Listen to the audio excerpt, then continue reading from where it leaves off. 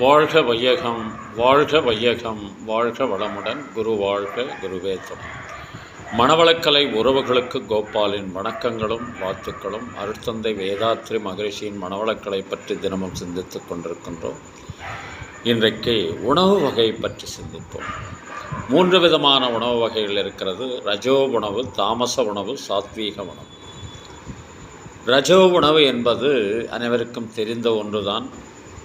நான் vegetarian NV ஐட்டங்கள், பறப்பது, ஓடுவது, போடுவது, நீந்துவது, இப்படியெல்லாம் வேடிக்கையாக சொல்லப்படுகின்ற உணவு வகைகள் எல்லாம்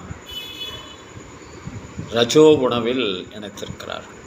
அது மட்டுமல்ல, அதிகமான காரம் விரும்பி சாப்பிடுபவர்கள், அதிக உப்பை சேர்த்து கொள்ளுபவர்கள், மசாலா பொருட்களை அதிகமாக சேர்த்துக்கொள்வார்கள். இவர்கள் எல்லாருமே முரட்டு சுபாவம் இயல்பாக அமைந்து போகும் என்கிறார்கள். தான் சொல்லுகின்ற கருத்தையே நிலைநாட்ட வேண்டும் என்ற ஆதிக்க மனப்பான்மை அமைந்துவிடும் அவர்களுக்கு. இந்த குணம் மற்றவர்களுக்கு ஏதோ ஒரு விதத்தில் துன்பத்தை கொடுத்துவிடும். அதனால் அதை மாற்றி அமைக்க வேண்டும் என்று சொன்னால் சாத்வீக உணவே சாலச் சிறந்தது என்று சொல்வார்கள். இன்னொரு குணம் இடையில் இருக்குது. அது என்னென்னா தாமச குணம். நாட்பட்ட உணவுகள், மண்ணுக்கு கீழே விளைகின்ற கிழங்கு வகைகள், இவை எல்லாமே தாமச புத்தியை கொடுப்பது மட்டுமல்லாமல் பிறர் வருத்தத்தில் இன்பம் காணும் புத்தியை கூட கொடுத்துவிடும். அதனால் இந்த ரெண்டும் சரிப்பட்டு வராது மனிதனுக்கு. அதனால் சாத்வீக உணவே சாலச் சிறந்தது, எளிதில் ஜீரணமாகக்கூடிய உணவு. மனிதனை இதமாக வைத்துக்கொள்ளும். அதற்காக அந்த காலத்திலே வகுத்து வைத்திருக்கிறார். முயன்றவரை இயன்றவரை இதில் நம்மை ஈடுபடுத்திக் கொள்வது சிறப்பாக அமையும் என்று சொல்லி, இந்த குணம் அமைந்துவிட்டால் சக மனிதர்களோடு அன்பும் கருணையுமாக பழகுவதற்கு எளிமையாக இருக்கும் என்று சொல்லி நிறைவு செய்கின்றோம். இதற்கான ஒரு பாடல் என்றால், ரஜோகுணம் என்பது அந்த முரட்டு சுபாவம் என்பதை மனிதன் எப்படியெல்லாம் இருக்கிறான் தற்காலத்தில். அன்பு படர்ந்த கொம்பினிலே ஒரு அகந்தை குரங்கு தாவும், அதன் அழகை குலைக்கமேவும். அன்பு படர்ந்த கொம்பினிலே ஒரு அகந்தை குரங்கு தாவும், அதன் அழகை குலைக்கமேவும். கொம்பும் ஒடிந்து கொடியும் குலைந்து குரங்கும் விழுந்து சாகும். கொம்பும் ஒடிந்து கொடியும் குலைந்து குரங்கும் விழுந்து சாகும்.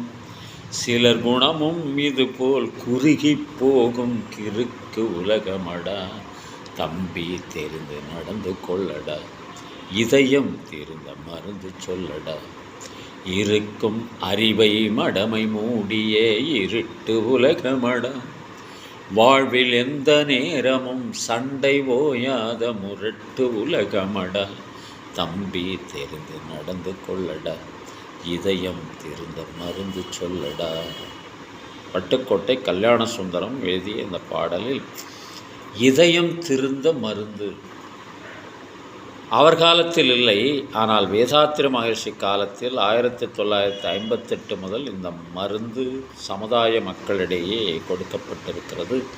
அதனால் மனித மனம் இதமாக மாறிக்கொண்டிருக்கிறது பயிற்சி என்று சொல்லி நிறைவு செய்கின்றோம். இன்று பிறந்தநாள், திருமண நாள் காணும் அன்பர்கள், நண்பர்கள், மணவளக்கலை உறவுகளுக்கு அருட்தந்தையின் அருட்காப்பு, அருட்பெயராற்றல் இரவும் பகலும் எல்லா நேரங்களிலும் எல்லா இடங்களிலும் எல்லா தொழில்களிலும் உறுதுணையாகவும் பாதுகாப்பாகவும் வழி நடத்துவதாகவும் அமையுமாக. அருட்பெயராற்றல் கருணையினால் உடல் நலம், நீளாயுள், நிறை செல்வம், உயர் புகழ், மெய்ஞானம் ஓங்கி வாழ்க வளமுடன். திருமணத்திற்காக காத்து கொண்டிருக்கும் பெண்கள், பிள்ளைகள், இவர்களுக்கு நல்ல வரணமென்று விரைவில் திருமணம் நடைபெற வாழ்த்துகின்றோம். வாழ்க வளமுடன். வேலைவாய்ப்புக்காக காத்து கொண்டிருக்கும் பெண்கள், பிள்ளைகள், இவர்களுக்கு நல்ல வேலைவாய்ப்பு அமைய வாழ்த்துகின்றோம். வாழ்க வளமுடன். குழந்தை பாக்கியம் இல்லாத தம்பதியினருக்கு விரைவில் குழந்தை பாக்கியம் அமைய வாழ்த்துகின்றோம். வாழ்க வளமுடன். உடல் நலம் குன்றியிருப்பவர்கள், மனநலம் பாதிக்கப்பட்டிருப்பவர்கள், தொற்றினால் பாதிக்கப்பட்டிருப்பவர்கள் அனைவரும் விரைவில் பூரண உடல் நலம் பெற வாழ்த்துகின்றோம். வாழ்க வளமுடன். உலக மக்கள் அனைவரும் மனவளக்கலையில் இணைந்து உடல் நலம், உயிர் வளம், மனவளம், நட்பு நலம், ஆன்ம தூய்மை, இறை உணர்வு பெற குருவருளும் திருவருளும் துணை நிற்க வேண்டி வாழ்த்துகின்றோம். வாழ்க வளமுடன். வாழ்க வளமுடன். வாழ்க வளமுடன்.